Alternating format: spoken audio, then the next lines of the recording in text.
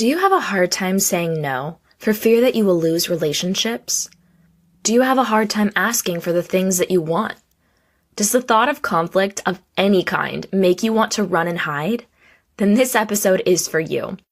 I'll be interviewing an expert in conflict and negotiation who will teach us how to get what we want while also protecting our time and relationships. He will give us practical tips and examples for how we can be empowered by difficult conversations instead of afraid of them. You're listening to the Positively Delighted Show, episode number 18. Welcome to the Positively Delighted Show. I'm your host, Kelsey Henry, and in this podcast, we'll be creating a positive mindset through inspirational interviews, music, stories, and exercises for building happy habits. Welcome to the Positively Delighted Show, everyone. I am coming to you today from Texas. I am officially back for my 6-week plus trip camping out of my glamper car named Edward Hercules, and I'm just catching up on sleep, catching up on work, and working on some exciting projects. So soon I will be posting an episode of me and Charlie talking about the rest of our trip, and then I'll talk a bit about the things that I have been up to on the rest of my trip as well. Been doing a lot of fun things, and I'm currently also catching up on my Instagram posts, so if you tune in to @PositivelyDelighted on Instagram, you can see more of the fun things that happened in the last 6 weeks. So let's get into today's topic. I have a really cool episode prepared for y'all today. Today on the podcast, I'm interviewing Kwame Christian, a business lawyer, negotiation and conflict expert, and founder and director of the American Negotiation Institute. He is the host of the popular Negotiate Anything podcast, which has been downloaded over 350,000 times, you guys. He also has a TEDx talk called Finding Confidence in Conflict, which was viewed 24,000 times in less than 24 hours. His latest accomplishment is a brand new book called Nobody Will Play With Me: How to Use Compassionate Curiosity to Find Confidence in Conflict. This book is now available on Amazon, and it is so good, y'all. I'm reading it right now, and it has so many practical examples backed by research of his framework called Compassionate Curiosity. Kwame knows his stuff, you guys, and today he's going to share that knowledge with us as we talk about leaning into difficult conversations and the inspiration behind his book. I know I always say I'm so excited for this interview today, and as we talk about this in the interview, I am easily excitable. However, this interview with Kwame has so much practical advice that is seriously going to change your life, and I am truly excited to share it with you. If you listen to this interview and you apply what Kwame has to say, you will see an improvement in your own confidence, the way your peers respect you, your ability to get what you want, and the depth of your relationships. I know this for a fact because I've been using it myself. I've been leaning into conflict more, putting myself through rejection therapy, and seeing my confidence grow every day. As Kwame says, the best things in life often lie on the other side of a difficult conversation. And for you, my podcast listeners, I want you to be brave. I want you to have all the tools you need in your emotional toolbox to go after the things you want in life. I know you have big dreams, and today's interview is going to help you get there. So let's get into the interview today with Kwame Christian.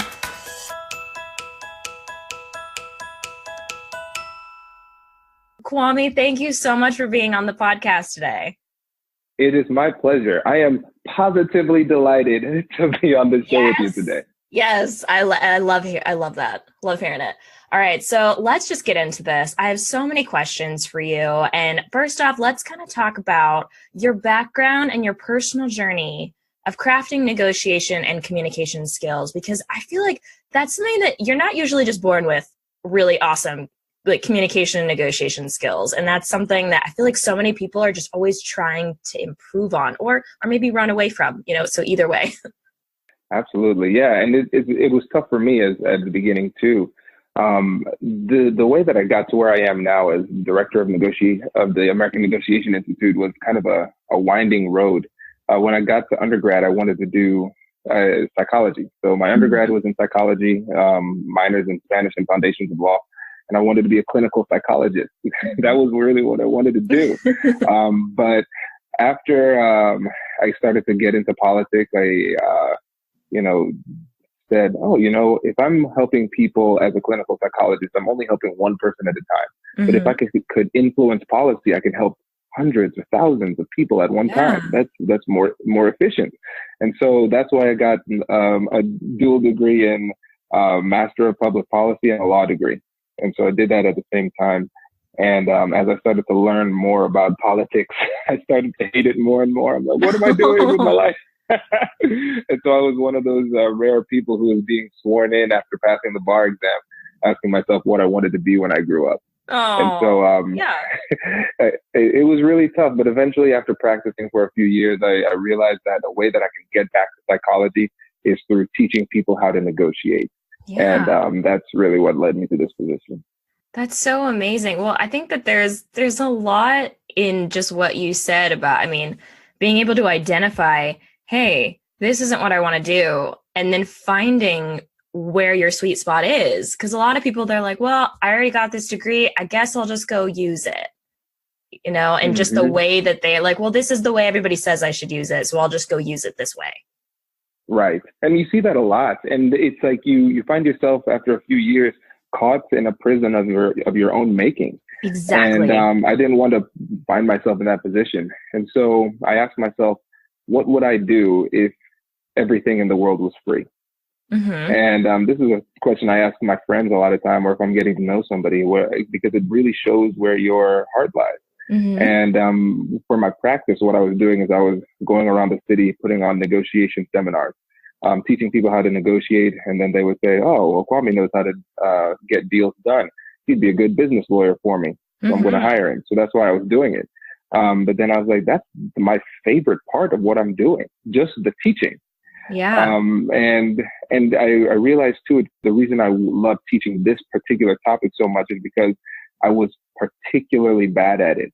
And it was really it was like embarrassingly bad at negotiation and conflict.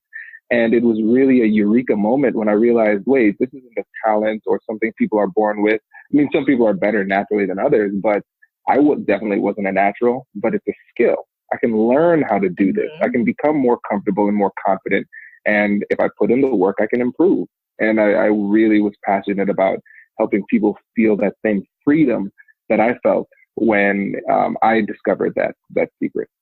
Yeah. So how did you do that? How did you, once you identified, okay, this is something I want to be better at, how did you get started in getting better at negotiations and managing difficult conversations? So it started in right about graduation time from undergrad. I realized if I wanted to be a lawyer or a politician, I needed to have difficult conversations. I couldn't just be the accommodating attorney. It's like, hey, my client really wants that. And then they say no. I'm like, oh, okay, I give up. That's not good. So I was like, I need to do this. And so just looking back at my time with psychology, I did cognitive behavioral therapy on myself. I was like, I need to expose myself to this scary stimuli and start to become more comfortable. And so for instance, I was an intern coordinator for a program that was helping low-income students. And you needed to be, I think, 200% or below of the poverty line. So we're talking about people who are struggling. Yeah. And one of the most difficult parts of the program was doing a financial analysis to see if they qualify. And there were a lot of people who were struggling and their families were struggling financially and they were incredibly poor, but they were not poor enough to qualify for the program. And so for all the intern coordinators, that was the hardest thing because they knew this could be a life-changing opportunity for the student and for their families. But we would always have to have those difficult conversations and break their hearts and say, I'm sorry, you just don't qualify. And they would say, we have too much money? What? And so I looked at my colleagues there and I said, listen, all of you who have to reject these families for that reason, give them to me and I'll break their hearts. And it killed me every single time, but I forced myself to do it. And then when I got to law school, they had a negotiation course and I just took it because it fit into my schedule. And I fell in love because it was the first time in law school that I saw psychology. I just saw it right there because it's psychology applied to business and law. And so they had this negotiation competition And a friend and I, we just on a whim decided to participate. We're like, oh, it looks fun. Let's do it. Yeah. And there were 55 other teams, and we're given a fictional client. The other side has a fictional client, and we try to negotiate a deal in front of a panel of judges, and they see how good the deal was and how well we interacted with people, and that's how they decide who won. And so my friend and I, we just worked really hard. We prepared really hard, and we won that competition. Nice. And then, it was fantastic. It was so much fun. And that allowed us to represent the school at the American Bar Association regional competition in Ottawa, Ontario. And we won that competition too. And then we made it to the semifinals of nationals in New Orleans, Louisiana. And so I was hooked because it was really a life-changing opportunity. Because like I said, I was really bad at this. And from going through the course and recognizing that if I prepare thoroughly, come up with strategies and practice, I can actually get better. Yeah. And that's why I feel compelled to share this with people. Yeah, well, you sound so passionate about it. It's just so cool to hear. Like, I did this competition, and then we got further, and then we did the next one, and you're so, even now, you're so excited about it, just when you talk about it. Oh, yeah. Yeah, it was, when I look back on it, it was really one of the most impactful experiences of my life. Wow. Yeah, it sounds like it definitely was. And that's really hard to, put yourself in that situation where, it, like talking with those families, it's going to be a very difficult conversation. It's very, very emotional. And the fact that you were like, okay, I'm going to take this on, that I'm sure was really, really hard, but I'm sure you learned a lot from it. And I mean, that's the thing in life. I mean, a lot of things will happen that aren't always positive per se, but you don't know what is right around the corner in that person's life or in your own life that could be even better. So having these difficult conversations, sometimes saying no to something or having someone tell you no is one of the best things that could happen to you. So having those difficult conversations it's a really good skill, I think, to be able to have to just, because you don't know what's coming next. Exactly. And a lot of times when it comes to this, it's situations where there needs to be a no. There has to be a rejection of something. Yeah. And you can't really take that personally as a loss. Philosophically, where I am right now is like, if a deal doesn't work out, then it just wasn't meant to be. Then there's another opportunity on the horizon, and I need to keep my eye open for it. Yeah. When it comes to conflict, I don't see it as something to be avoided. I see it's something to approach, because it's a signal. Conflict is a signal. There's a little bit of discomfort, and it's a signal for further investigation. It's a learning opportunity. Why do I feel this way? What am I feeling between me and this other person? Let me look, let me find out. And so it gives us the opportunity to either repair and strengthen valuable relationships, or remove relationships that actually are detrimental to you. And if you have a conflict that results in the end of a relationship, that's not a failure, because that relationship wasn't for you. If it puts you in a bad position, then it has to be removed. And conflict is the conduit to do that. But at the same time, if you look at it and you realize, hey, there's something going on here, and you investigate, but you still see value in the relationship and you want to keep it, then you could use it as an opportunity to say, this is a problem. Let's work together to fix it. And that's what conflict can do. Yeah. So that's kind of making me think about you have this amazing TED Talk. And in the TED Talk, one, you talk about Cinnamon Toast Crunch, which is hilarious, and everyone should go watch it. Thank you. And also, you talk about compassionate curiosity. And I'm hearing that in what you're saying, kind of leaning in and understanding that person. Can you tell us a little bit more about compassionate curiosity and how to use it in these situations? Yeah, so compassionate curiosity is a term I coined for the TED Talk, really. And I wanted to provide people with a really simple framework for any negotiation or conflict that they find themselves in. Because a lot of times when it comes to these difficult conversations, there are hundreds of tactics and tools that you could use. But when you are feeling the rush of emotion and you're angry or frustrated or scared, you're not going to think about those things. Yeah. They're not going to come to mind, not at all. And so with compassionate curiosity, it's a simple 3-step process that you can use in any situation. Okay. The first step is acknowledging emotions.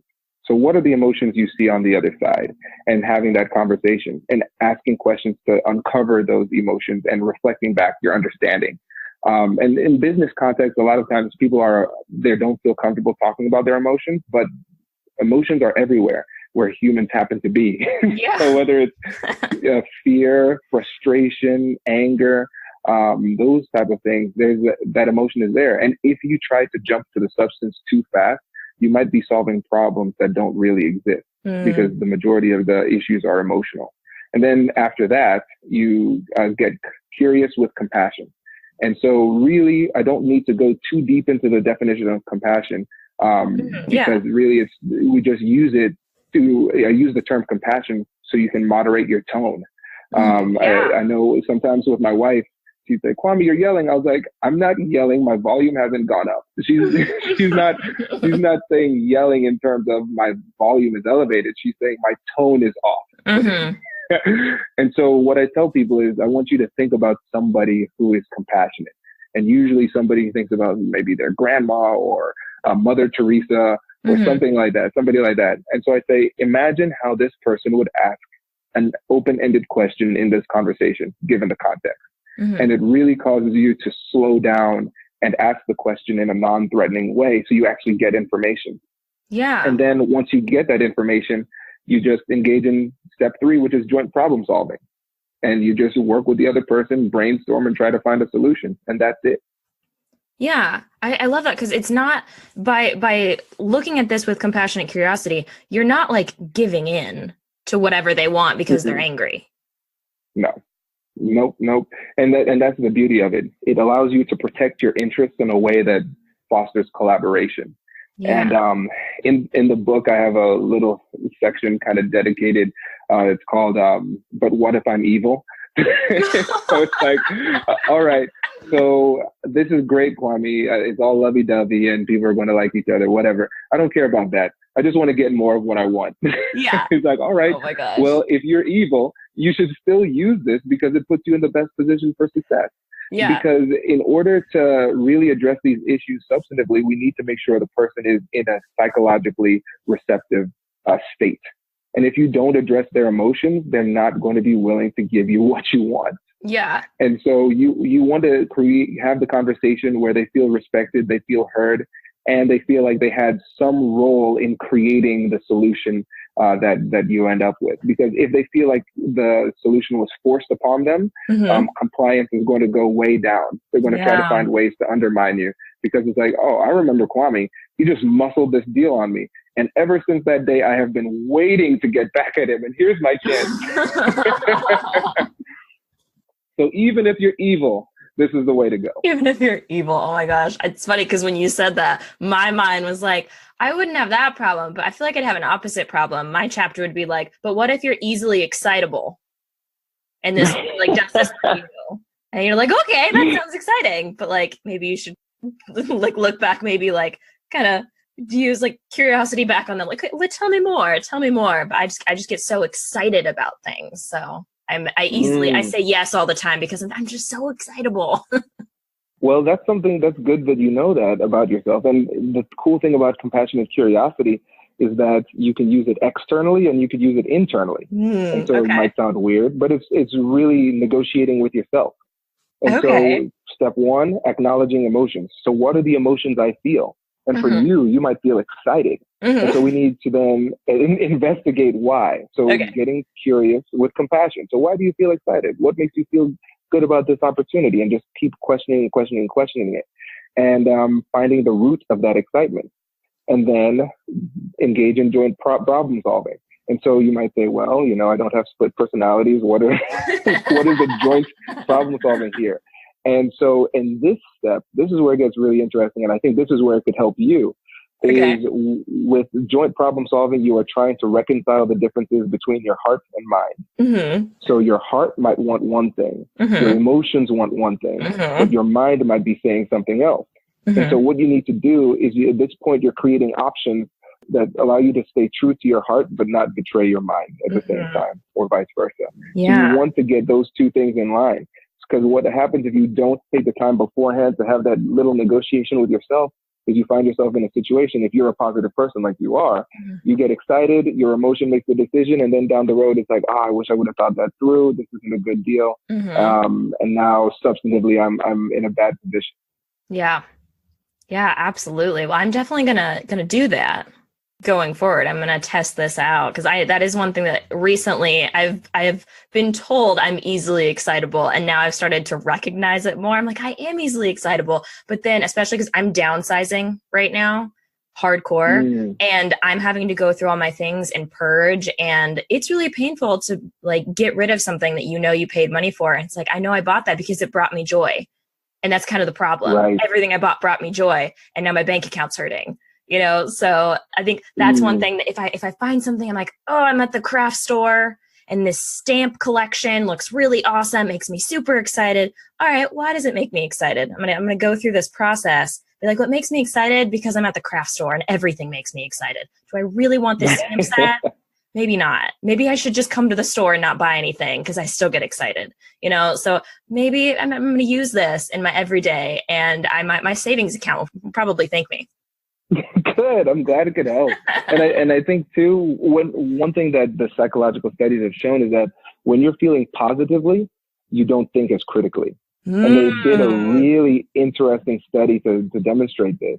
And so a lot of times our emotions and our mind follows the cues of our body. And so, if you're feeling bad and you smile for 17 seconds, you actually feel better. It causes these neural responses to create neurotransmitters that are positive. It's like, well, she's smiling. She must be happy. Let's get things going, brain. So that's how it works. So in the study, what they did is they had people review a paper that had errors in it. And so they had one group review the paper and then another group review the paper. In one group, let's say group A, they had the people review the paper with a frown. So they furrowed their eyebrows and they were squinted their eyes and they looked very serious as they were reviewing the paper. And then the other group, they had them review the paper with a pencil in their mouth. And so it forced them to have their mouth in the shape of what feels like a smile. Oh, yeah. And so what happened was the group that was frowning caught significantly more errors than the group that was in the smiling position. Fascinating. And so when I'm going around the country doing these negotiation trainings and stuff, I tell people strategically, it's important to try and keep things lighthearted because people think less critically and they're more willing to accept your deal. But on the same vein, if somebody asks you a question while you're laughing or you're feeling good, it's important to slow down and think critically because you're more likely to make a mistake in that point. And that's why with my TED Talk, it took so long to craft that, months. It was probably about 10 hours a week for about 2 months working on that 11-minute talk. Because when you look at the TED Talk, there were 3 main points that I wanted to make, 3 incredibly serious points. But right before those points were 3 big jokes. And so people were laughing and it opened them up to receive what I'm saying with less critical thought. Wow. And it's such a good TED Talk. Everyone should go listen to it. It's so good. And now that you're saying that and I'm remembering back on it, I can remember that. Yep. It was all strategic. Thank you. Yeah, I'm sure. Yeah, definitely. I could tell that you worked really hard on it. It was such a good talk. So with that, I'm definitely hearing, okay, so it sounds like when you're doing these kinds of negotiations and having these difficult conversations, you just really need to kind of, I guess, find out what these conversations need as far as like, when does it need humor? When does it need compassionate curiosity? And it all works together. Exactly. And the thing is, you have to get out and test it. Because it's easy to have these conversations where it's like, oh yeah, I make people laugh at this point, blah, blah, blah, blah, blah. But I think about it in terms of like professional athletes. We don't talk about, if we look at LeBron James practicing for the season, he's not reading a book. He's not going to lectures or just thinking about basketball. He's out there practicing. And so what I tell my audience to do on my podcast, I tell them to engage in what I call rejection therapy. And that's asking for things that you don't feel like you deserve, but doing it just so you can get over the fear of asking. And so, for instance, I would go to a coffee shop and a few years ago, it was my birthday. And they said, oh, Mr. Christian, we see it's your birthday. Happy birthday. Here's a free pastry. And I was with somebody I was mentoring, and I said, well, this is my mentee. He's here with me. Can he have a free pastry? And they gave it to him. He had no right to have a free pastry, but they gave it to him. He had no right. And so, no right to get those calories, but he got them. And so the thing is, it's like I'm creating these opportunities to put myself in difficult conversations because it's practice. Yeah. Every time I get the opportunity to do it, it's practice. If I'm having a difficult conversation with my wife, it's practice. Well, actually, no, that's the game. When I'm mediating or I'm at work or negotiating for a client, that's practice compared to that. But anytime we have these conversations, we get a little bit better. Yeah. And so we're hurting ourselves when we shy away from it. And really, if our life trajectory is going the right way, the stakes are going to get higher as time goes on. Mm-hmm. And so we're putting ourselves in a worse position if we're not taking the opportunity to practice every day with these difficult conversations. Yeah. So if we are a very positive, high energy type of personality, and we're trying to have either like some kind of difficult conversation or some kind of negotiation, we're trying to get something that we want. So we can use humor to kind of let the other person's guard down and open them up, and then kind of keep ourselves like if I'm laughing and I'm having a good time, if we get to something serious, I should maybe kind of take a second, recompose myself, and really think, and then we can get into that conversation. But the humor can kind of open up the door. Am I getting this correctly? Mm-hmm. Yep, okay. Exactly. And what's interesting too is everybody has their own unique style. Yeah. And that's, again, why it's so important to do it. Because in the book, I say, this is the basic framework for compassionate curiosity. Mm-hmm. If I were to take what I've learned to do naturally over the years and put it into a step-by-step process. So whatever you need to do, you take it and make it your own and execute in a way that feels natural. Because if you try to say, you know what, I heard Kwame talk on the podcast, he sounds really good, I'm going to try and be Kwame. You shouldn't want to do that. Yeah. You need to be the best version of you possible. Because the thing is, if you comport yourself in a way that is inauthentic, people will pick up on it, but they won't know what they're picking up on. They'll say, there's something a bit off. I don't know what it is. Are they lying? Can I trust this person? And now they're distracted from what you're saying because you're trying to be somebody else. I hear you. Yeah, that's a really good point. And I've wondered that with being like very high energy and really smiley, like sometimes like you can definitely tell sometimes when someone's like acting really high energy, sometimes there's just something a little off about them. You're like, oh, they were so friendly, but there was just something a little off. Exactly.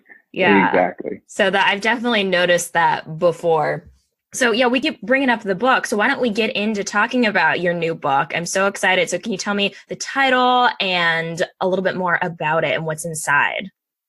Yeah. So the title, it's a very unique title for a negotiation book. Mm-hmm. But the title is Nobody Will Play With Me: How to Find Confidence in Conflict. Okay. And I chose that title because of a childhood experience. When I was going through the TED Talk, I was trying to figure out why it was that I felt so passionate about sharing this and why it was I was so bad at this at the beginning. Why was I such a people pleaser? Where did that come from? Mm-hmm. And so I tracked it all the way back to first grade. And so I grew up in a small town in rural Ohio called Tiffin, Ohio, very small town. And I used to always joke that there were only 4 Black people in Tiffin. Me, my mom, my dad, my brother, and that was it. And then to make us even more different, I'm a first generation Caribbean American. Mm-hmm. And so I had a really strong accent when I was younger. Now, as an adult, I know how to turn it on and off, depending on who I'm talking to. Cool skill in itself. Oh yeah. But at the time I didn't. So I was just extra different. And so I remember one day just trying to play on the playground during recess, and I would go to one group of kids, and I would try to play with them, and they would say, no, we don't want to play with you. And then I went to another group, and I tried to play with them, and they said, no, we don't want to play with you. And it just kept happening throughout the entire recess period, and I didn't get to play with anybody. And so I went into the classroom, and I was just bawling, just crying, felt so lonely and isolated. And I talked to the teacher and I told her the story, and she made an announcement and said, you know, you have to include everybody. You need to play with people, everybody. You can't exclude Kwame. And so that moment I made a vow. I said, I will never, ever, ever feel like this again. Never again. And so I said, people are going to like me. That's it. And so from that moment on, I worked really hard and became the most popular kid in school. Everybody knew my name. I knew everybody's name. I was really friendly. And what it had a great impact on me popularity wise. I had a lot of friends. But the detrimental side of it is the fact that it made me incredibly gun shy in difficult conversations. I would just roll over because I said to myself, I worked too hard to make these friendships. I'm not going to jeopardize them with conflict. I'm going to give people whatever they want. I'm not going to fight.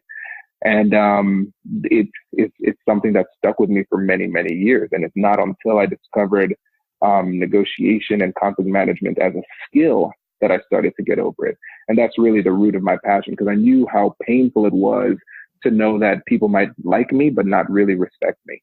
And so I wanted to make sure that with these teachings, I can put people in a position where they can stand up for themselves in a way that puts them in a position to get what they want without jeopardizing the relationships they care about. Wow. That's so powerful. What an amazing story. And I can hear so much of, I mean, you wanted to overcome like certain parts of your personality, but it's amazing how like those parts of your story, if you hadn't made the decision that I will never have this happen again, you would never have gone on that journey, which would not have led you to where you are today. So it's amazing like the amazing lessons that you learned on the way. Right. And I think that's the benefit too. When you make a mistake, if you try to hide it and pretend it didn't happen, you miss out on the growth opportunities on the back end. That's the first part. And then often our greatest weaknesses lie in the shadows of our greatest strengths. Because if somebody looks at me and says, oh, what's cool about Kwame is Kwame can talk to anyone. Kwame can befriend anyone. And it comes from this upbringing, being so different and learning how to kind of change parts of me in order to be accepted by many different groups. And that's a good thing. It's really great personally and socially, but it's incredibly valuable in the professional sphere as well. But it came with a cost, and that cost was being a people pleaser. And it wasn't, if I didn't engage in some serious introspection, I never would have known that. Yeah. Yeah, I totally understand that. As I was homeschooled growing up, and was actually talking about this with someone last night and saying how friendships were really hard to come by. I was living on the road in an RV with my parents. And so anytime there would be a kid, it doesn't matter if they were my age, even like if they were like a child, if they were a teenager, if they were like somewhere within maybe 5 years of me, they were going to be my friend. Because friends were hard to come by. That was what I lived by in my mind. It was my subconscious. Friends are hard to come by. You need to keep those friends. And when I got into college, there were tons of people to be friends with, but I clung to friendships so tightly, even if they weren't they were good people, but they weren't like good fits, And once I finally realized, hey, if I just let this friendship, like maybe if I just don't try so hard, and the friendship kind of, it dropped away, and then an amazing friendship would take its place. So it's just something that it was hard for me to grasp that at the time, because if I didn't hold on to those friendships as a child, who would I have hung out with? Exactly. And I think that's a great example. It's really coming full circle, because earlier we talked about the fact that sometimes we avoid conflict and we find ourselves maybe in a business context in a deal that we should have never been in. And because we now have that bad deal, we miss out on the good deal that is actually a good fit. And if we would have engaged in some conflict, we would have found, oh, okay, you're a good person, you're a good company. It's just not a good fit. I wish you the best, but this is not going to work out, and no hard feelings. And if you do that, you avail yourself to the better opportunities on the other side. Absolutely. And in entrepreneurship, I mean, I know, especially when you're starting a business, it can be really scary to say no, or to try to have a difficult conversation, or to negotiate for a rate that you can live off of. That's so hard in the beginning of starting a business, no matter what, like in a lifestyle you want, but that can be really scary. But like there are ways to navigate those conversations. And even if they say no, even if you get a price that was lower than you thought, but you still get the work and you still get a great client, you can still have those conversations and not ruin the relationship. But you don't know until you try. And even if you do, there are other opportunities. Like, it's scary, but if you don't do it, like you're saying, you'll never know. Exactly. And I look back, especially as my career as a lawyer, the clients that were the most difficult and the jobs that were the most frustrating and stressful and frankly annoying were the deals that I knew I shouldn't have done. I did not feel good about it. I didn't feel good about it, but I compromised. I compromised my values. I compromised how I felt about it. And this goes back to the internal side of compassionate curiosity. Within myself, there was a conflict. So for instance, if we have a relationship with somebody else and you feel something that's a little bit off, that's our signal to engage in conflict. Well, that's the same thing with us internally. There was something inside of me that was saying, wait, don't do it.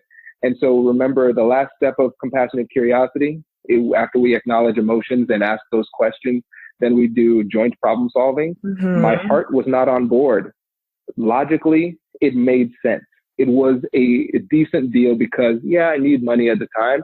I'm going to do it because I need money. And so that's a practical, economical decision. But if I say yes to a deal that makes sense on paper, but kills my heart, then was that a really good deal? Yeah. So how do you distinguish when something comes up and you have this emotion? How do you distinguish if you're afraid to do it, for one, or if you just really don't want to? Is that in that third stage? It's tough to do. And sometimes you might be too close. And this is important. This is where it's important to have what I call a personal board of directors that you can go to.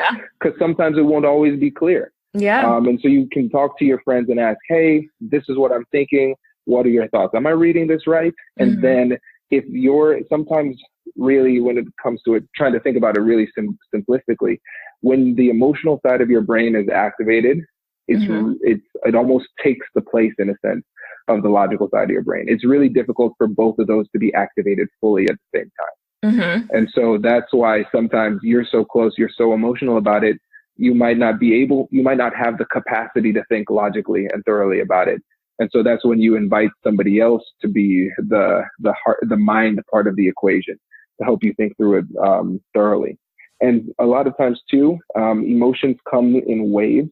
And so give it some time, because sometimes that wave of emotion might slowly start to disappear. And then you say, oh, okay, got it. I'm not as excited anymore about this deal. I'm not going to do it.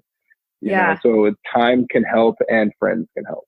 Yeah, I think that's so helpful, because so many times, a lot of the thing now is like, do it scared. But I'm like, do it scared, but only if you really want to do it. Right. Maybe you don't actually want to. Sometimes there's a good reason. Right. Sometimes there's a good reason to fear.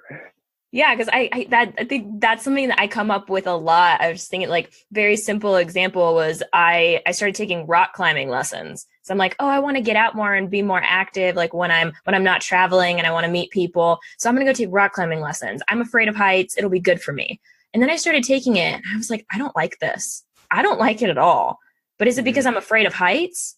Yes, that is a big part of it. And maybe I just don't like heights, I don't have to like heights. And I kept pushing myself to go anyways and pay for it, because I'm like, I need to overcome this. And then I thought, do I though? Does anyone care if I don't like heights but me? Like, if I'm okay with it, can I just not like rock climbing? Like, that's okay with me. And so I just stopped doing it. And I did dance classes instead, because I like being on the ground and I like dancing. So I did something instead. And I think that's fine, but I struggled, Kwame, I struggled so much with this decision. I believe it. And I think that's why with this framework, I try to keep it as loose as possible, because the more rigid you get, the less applicable and helpful it becomes.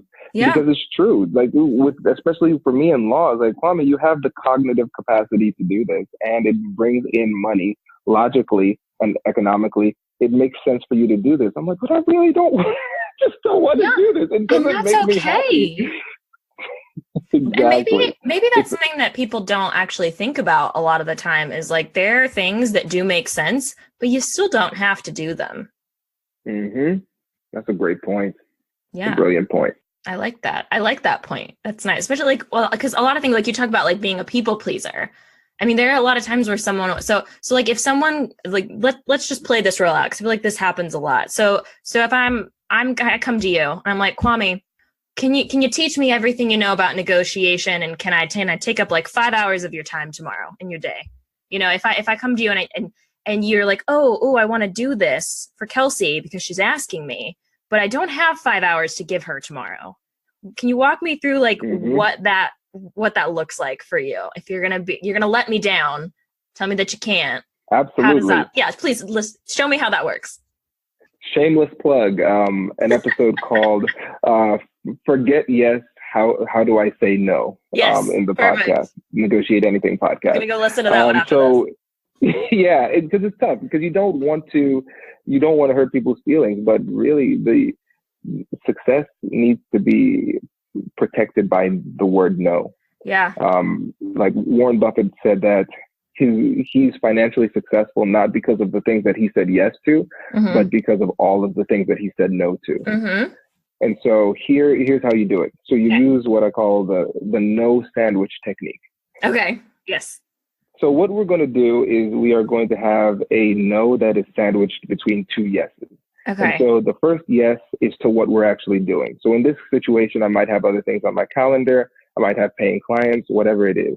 And so I'd say, Kelsey, I'd love to do this, but the problem is that my calendar is absolutely packed tomorrow. And then because of that, unfortunately, I have to say no. But I want you to keep in touch and keep asking me questions. And if there's a way that we can make this work in the future, let's make it work. But it just can't happen tomorrow. And so what I'm doing there is I'm making it clear that I'm saying no to the substantive request and not no to the person. Okay. Because if you're saying no to a person like, Kelsey, I just don't like you, it's like, oh my God. That hurts. You're so that mean. hurts my feelings. Right. But that's not what we're doing. We want to make it clear that we're saying no to what you're specifically asking for. Okay. And the reason you're saying no is because you've already committed to something else. Okay. Yeah. Got it. Okay. Yeah. I think that's super useful because so many times, you want to do things for your friends. You want to help them out. You have knowledge. You can help them. They're just asking for a little bit of your time, but sometimes you just don't have it to give, or like I think in some situations too, especially like with business, it's hard to figure out that whole, okay, I have the knowledge and my clients pay me for this, but my friends want it for free. So that it puts you in a very uncomfortable situation. So that's an uncomfortable conversation. It's a perfect time for this opportunity. Right. And what is this? Well, this is now it becomes a conflict because it's like, oh, this makes me feel uncomfortable. Why does it make me feel uncomfortable? Because I value my time at this rate. Yeah. But this person doesn't value my time at this rate. And that's where the discrepancy is. Yeah. And so what you do, like you said, is you hit them with a no sandwich. And then what people often say is, oh, okay, but what if they keep pushing? And then I said, well, if they keep pushing, that means that they're hungry. So you feed them another no sandwich. You don't need to change the reason why. It is what it is. And so the thing is, now there's going to be another feeling of, so let's say it's a friend continuing to ask for free things. And so it's like, I said no. And then you ask again, I say no again. And now you're trying to make me feel guilty. And now I'm feeling something inside of me. Again, that feeling is a signal. You use compassionate curiosity, figure out what inside of us is feeling wrong. Yeah. And now we realize, wait a second, before the issue was, I don't want to give away my stuff for free. Now the reason I'm feeling a little bit of discomfort is because now I'm questioning this relationship. Yeah. Because I'm seeing now that this person might not have the level of respect that I thought they had for me. And so now I'm going to use this as an opportunity to engage in a little bit of conflict and use compassionate curiosity on them. Yeah. So what are you feeling emotionally? Why do you need this? What issues are you having? Blah, blah, blah, blah, blah. And if we go through that conversation and we realize they're in dire need of help and they were just afraid or ashamed to say that, then it's like, oh, okay, maybe now I can adjust. Yeah. But if it's a situation where it's like, I just don't respect your business and I don't value it as the way that you do, then we might need to adjust how close this friend really is, because they might be showing that they are not the friend that you thought they were. Yeah. And I feel like a lot of the time too, I feel like sometimes this happens where, say, someone will ask me something and then I'll just get all worked up over it for hours, and I'll be just like sitting on the couch, like, oh my gosh, this person wants me to do something. And then I'll be like, I'm sorry, I'm busy. And they're like, okay, that's fine. And I'm like, I just wasted 5 hours of my life when I could have been doing something productive, just worrying over this. And they're just like, oh, cool. I'll go ask someone else. Like, Yep. and it's totally fine. Right, exactly. And the thing is, oftentimes we would say, I'm busy, because you're hoping that they go away. It's like, okay, I hope that's it. But busy isn't a no. And so what you want to do with the no sandwich is you're creating essentially an unimpeachable no. Yeah. That's why you make the no so narrow. So no. But if you say I'm busy, and then they say, oh, what do you have going on? And you're really fluffy with the answer, then they're going to start to negotiate with you on that. Oh, well, why don't you just move this in your schedule? Why don't you move that? And now we're having awkward conversations because you said you couldn't do it because you're busy, when in reality, you just don't. You could do it, but you just don't want to. Yeah. And if you would have been upfront with that at the beginning, it could have been a really short conversation. Yeah. And the thing that you're saying yes to can be something like sleep. Yeah. Like, I'm tired. I'm planning on napping during that time, and that's important to me. I'm sorry. Yeah, no, that's so true. And I think it's also true, like, you have usually no idea what's going on in someone else's life, and they probably have no idea what's going on in yours. So I think that's a good thing to keep in mind in different conversations. Like, oh, I can't believe that person would ask me to do this. Like, don't they know what I have going on? Probably not. Or like, I can't believe they would ask me to do that. What right do they have to ask? Well, maybe they're, like you said, they have something, like they're in dire need of this service that you actually can provide to them. So it's interesting to kind of keep all of that in mind. And that's the thing. Conflict is a learning opportunity. If you just say I'm busy or you try to dodge it, you don't learn. You don't learn anything. And when we don't have answers to these situations, we fill it up with our assumptions. Yes. And so we need to engage in it just so we can learn what's going on. And what you'll find, especially when it comes to saying no, the more you say no and the clearer you are with your no, the easier it becomes for you to say it and for the people around you to accept it. Yeah. Because they realize, hey, when Kelsey says no, she means it. And I trust her because she explained why she said no. Yeah. That's it. No more questions. Yeah. And I feel like, true, like, I mean, saying no is kind of hard. So, if you don't have much practice with it, so when you're uncomfortable with it, you might be more likely to give more of that kind of a sloppy no. And I feel like you said, there's room for people to kind of creep around your no and get you to do stuff anyways. And there's also, I feel like that also makes them kind of not trust you as much, because they're like, that just doesn't seem right. There's something a little off about the sloppy no. Exactly. And then they fill their mind with assumptions, because the thing is, just evolutionarily, when you think about it, what could kill us faster, good things or bad things? Bad things. And so because of that, we are trained to look for the bad first in different in these situations. And so whenever there's an ambiguity, our mind is not going to race on how most likely Kelsey had a good reason and she's a good person. Our mind is going to race on all of the possible negative things and horrible situations that could be behind the discrepancy. Yeah. So you want to be as clear as possible. And like I said, when you do that, you're really training the people around you to respect your boundaries and engage in these conversations in a meaningful way. Because for me now, I'm a friendly guy and I have a lot of friends, but I'm in conflict all the time. Because I feel I'm able to recognize these situations and I said, hey, I noticed what's going on. And then they might try to dodge it and then say, no, come on, let's talk about it. And then when they engage in that conflict with me, and because I'm well versed in this, I'm leading the conversation. And for your listeners too, since most people don't take the time to learn it, you will be better than most people in conflict. So it'll be up to you to lead it. You're going to train them to say, you know what, I can talk to Kelsey about these kinds of conversations because I trust her that she's not going to take advantage of me or make it incredibly painful. things will be better as a result of these conversations. And then it becomes a lot easier to have those conversations with those people in the future. Yeah, that's amazing. And that's really cool because once you learn it, I mean, it'll have like impacts on everything in your life. And by just having these conversations with the people around you, they will start being better at it as well. Exactly.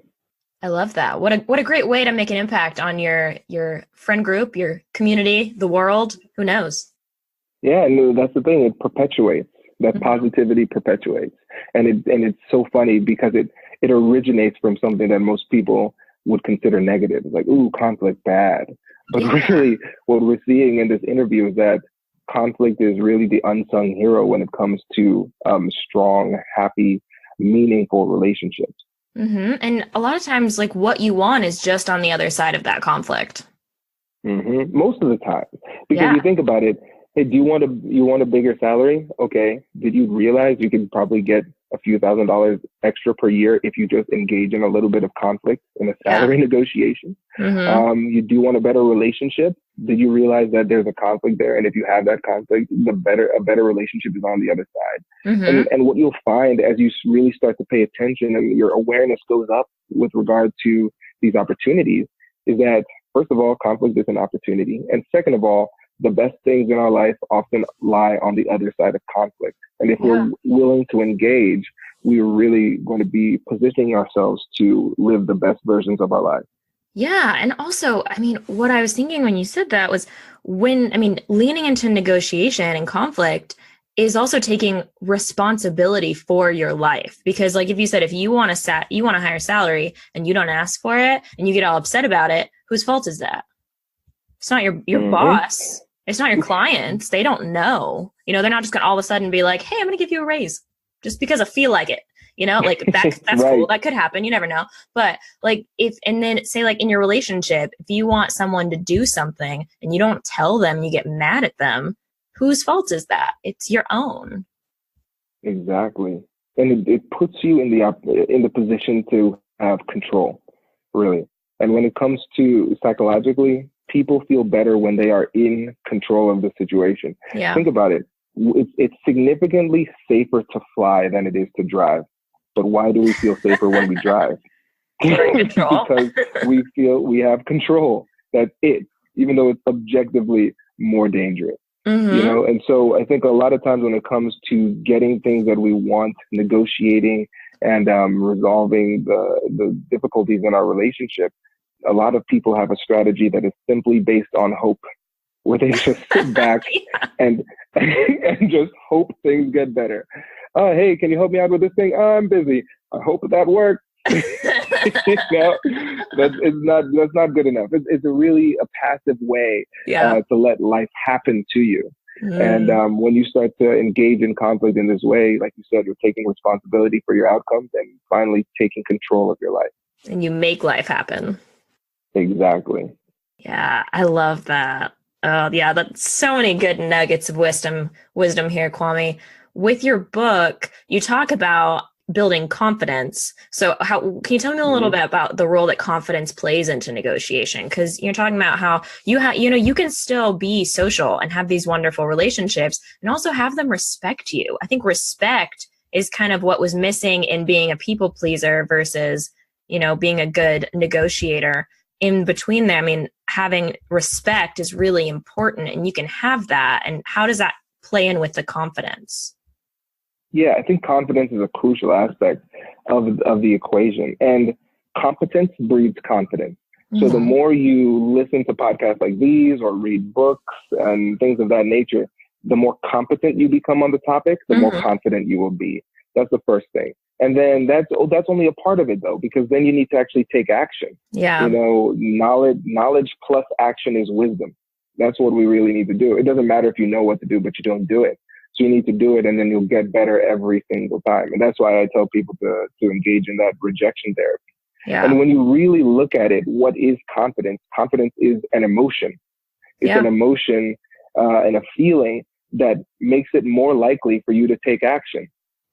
Because if it's like riding a bike, You're going to say, oh, I could skin my knee. This might happen, blah, blah, blah. And so if those are the things that are going through my head, then I am going to approach that bicycle with hesitation. Yeah. And I'm not going to pedal as fast as I could, which actually makes it less likely for me to succeed because I need a little bit of speed or else I'm going to wobble and fall. And because I don't have that confidence, I'm not engaging wholeheartedly and I fail. Not because I didn't know what to do, but because I didn't do it wholeheartedly. Yeah. And so the more confidence you have, the more likely you're going to take those steps, you know? And so, for instance, when they did this research on basketball players who were seen as clutch, the people who would take the shot in the final moment, what's really, really, really interesting about those studies is that they found that those basketball players didn't shoot a higher percentage when the game was close and you're under a minute. They didn't shoot a higher percentage. They shot their normal percentage. What was the difference? The difference was that they took the shot. Yep. Totally see that. It's funny. I think it's funny that you bring up the bicycling example because the reason I can't ride a bike is because I don't do it wholeheartedly. Oh, that's interesting. Yeah. Because I know how to ride a bike, but I'm like, if I get on the bike, I'll probably fall. I don't want to deal with it. I'll just walk. I know how to walk. I'm very confident doing that. That's fine. Last time I tried to ride a bike, I almost hit a boat, which was still in the water. This is why I'm afraid to ride a bike. Whoa. I know. So if I, yeah, I know. So if I did it wholeheartedly, I probably could do it just fine. Exactly. So confidence helps you to take action, but it takes time, and it takes action. And kind of going back to what you were saying before, sometimes it's like, oh, act through the fear. This is one of those situations where you should do it. Because like the example with rock climbing is optional. I live in Ohio. I've never had to rock climb, you know, so it wasn't beneficial to me. Come up very often. But with conflict, I mean, I assume most of your listeners are human, and I assume that they often have interactions with other humans, which means that there's a 100% chance that they have conflict in their life. Yeah. So when it comes to conflict and negotiation, it's not a question of whether or not you're going to do it. It's a question of whether or not you're going to do it well. Yeah. So this is one of those instances where you need to kind of fight through that awkwardness at the beginning and generate that confidence. And one of the things that's going to be important is resetting your mentality, because oftentimes, especially if it's fear and anxiety that you feel, that's going to stop you, and you're going to feel it, and you're going to interpret it as something that's scary. Yeah. But what's really interesting psychologically and physiologically about stimuli, emotions like fear and anxiety, the physiological response is very limited. So for instance, if I'm afraid of public speaking, my heart's going to race, I'm going to sweat, my voice may tremble, those type of things. Fun fact, I used to be terrified of public speaking. And then if I'm going into a conflict, I might have that same feeling. And so what do we call that feeling? Fear, stress, anxiety. But think about this. If I am about to see my best friend that I haven't seen in years because she was deployed overseas fighting for our freedom, and I'm going to see her for the first time in years and she's back home safely, what's my body going to do? My heart is going to race. I might start to sweat. I feel really excitable. It's the exact same physiological response, but what's the difference? Our interpretation. Yeah. And so what this is called is cognitive reappraisal. What we need to do is we need to change the way that we interpret those emotions. And so now when I speak, I feel the same way. I still sweat and my heart is still racing and all that stuff every time. But instead of saying I'm afraid, I say I'm excited. I am so excited to share this message. Yeah. And so if you change the way you think about conflict, it's like, oh, this is great. This is now an opportunity because I see what this relationship could be. I see what this deal could be after I get through this conflict, and I'm excited to have the opportunity to do it. Yeah. That's so good because like you said, it's the same emotion. It's the same feeling, same physiological reaction. It's just the way that you look at it. That's really, really cool. I know my brother, performed on stage a lot when we were growing up. And I would always say, how can you just go up on stage and not be scared? And he'd always say, well, I am scared, but I just do it anyways. And I'm like, what are you talking about? That's terrifying. Right. But to think about how powerful, how incredible life would be if it's like fear has no power over you. Yeah. Yeah. Well, also, because I mean, fear in itself, like whatever you're doing that causes fear or causes excitement, like your body is getting excited. You are getting excited. So, I mean, you might as well enjoy it because it's something obviously important in some way to you. Your body recognizes it, no matter if your mind does or not. You, at some level, are recognizing this is important. Exactly. Yeah. Cool. Well, I'm so excited to read your book and learn all about negotiation. And I'm super excited to become like a pro at difficult conversations and use these tools and skills in my own everyday conversations. And I know that my audience will as well. So I'm super excited about that book, and congratulations on writing it. Hey, thank you. It's my pleasure. And thanks for having me on the show. Yeah, well, I have a few questions for you before we go. I have a few rapid fire happiness questions. Let's do it. Okay, all right. Name one thing that makes you happy. Kai, my 2-year-old son. Aw. Okay, so name one thing that you're grateful for. I'd say Kai, my 2-year-old son, again. That's fine. That's fine. Your favorite place that you've ever visited? Costa Rica, the Caribbean coast of Costa Rica. Because I studied abroad in Ecuador, so I speak Spanish. My wife and I both speak Spanish, and Nice. we met in Spanish class. Aww. And but my family's from the Caribbean. And so what's cool about the Caribbean coast of Costa Rica is that a lot of Caribbean immigrants came there. So it's a blend of Caribbean culture and Latin culture. Cool. So people are speaking Spanish while blaring Bob Marley in the street. Nice. That sounds like a really cool cultural experience. Oh yeah, so much fun. Cool. All right, I'll have to add that to my list. All right, your favorite book that you would recommend? I would recommend a negotiation book called Nobody Would Play With Me, How to Find Confidence in Conflict. Oh, I will definitely put that one in the show notes. And a podcast that you're listening to right now. Whew, that is a tough one. I think obviously the Positively Delightful podcast is great. What's interesting though is I used to be a podcast junkie, but I scaled back because I had a goal to read a book a week. Okay. So 52 books a year. And my podcast listening had to go down. What about audiobooks? Yeah. Oh, strictly audiobooks. That's all I listen to. So what would be an audiobook that you listen to? The last audiobook I listened to that was really great was The 5-Second Rule by Mel Robbins. Okay. Fantastic book. And I listened to her TED Talk first. I was privy to her information a couple years ago when I listened to the TED Talk and heard her on a few interviews. And I said to myself, I am not buying this book. It is so simple. This rule is so simple. I'm too educated for this. But I listened to the book and I was like, oh man, I hate that I love this book so much. I finished it in like two days.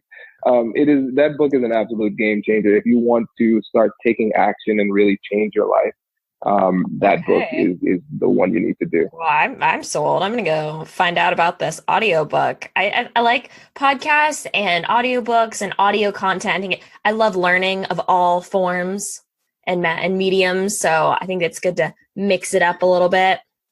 Oh, yeah. Yeah, cool. I will definitely add that. And then also, of course, your podcast, Negotiate Anything. Thank you. Oh, yeah. The Negotiate Anything podcast. Negotiate Anything podcast, which I'm going to go definitely listen to that How to Say No one, because that sounded really good. Thanks. Learn more about the no sandwich. Okay, and then I got 2 more for you. So something that you do for fun. Love playing tennis and playing chess. Nice. Okay, and then something on your bucket list. Ooh. Something on the bucket list. I haven't thought about a bucket list in a long time. Yeah. I want to make it to every continent. Nice. Antarctica is very optional. I mean, I don't know what I'd do. Yeah, that'd probably be a very expensive trip. Matter. Yeah. Yeah, expensive trip for what? To just be I don't know. cold turn myself into a little fudgesicle? No thanks. Yeah. Not interested. Yeah. Okay. So like 6 continents. Go to 6 continents. Exactly. There we go. Go to those. Cool. Well, Kwame, thank you so much for being on the show today. What is the best way for people to reach you and learn more about you? The best way is to check out the book and then connect with me on LinkedIn. I do not know how long I'm going to be able to maintain this promise, but the promise is that everybody who connects with me on LinkedIn, I'll accept the request and I will send you a personal message. Nice. Right now I have over 200 to go through, so it's becoming more difficult, but I'm going to stick to my promise for as long as I can. So it might take me a while to get to you, but I'll get to you eventually. We'll get to you eventually. Cool. And then also your website, you can go find out more information. Yes. Oh, and I have a free guide for everybody. It's if you go to AmericanNegotiationInstitute.com/guide, you can get a free negotiation guide, and it'll also give you information on how to purchase the book. Cool. So exciting. Well, I've had so much fun talking to you about difficult conversations. Who knew that could be so fun? And I learned a lot about that today. So Kwame, thank you so much for being on the podcast. My pleasure. Thank you for having me.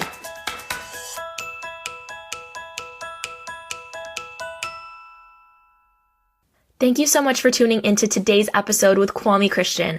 I know there was a lot in this interview, and the thought of leaning into conflict may have you feeling a little bit nervous, but I want to challenge you to be brave in this area. It's something that I still work on every day because it definitely is not a natural strength for me, but I'm doing my best to be brave so you and I can be brave together.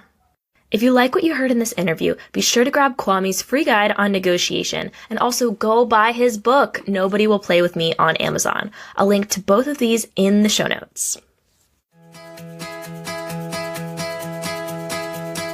Thank you so much for listening to this episode of The Positively Delighted Show.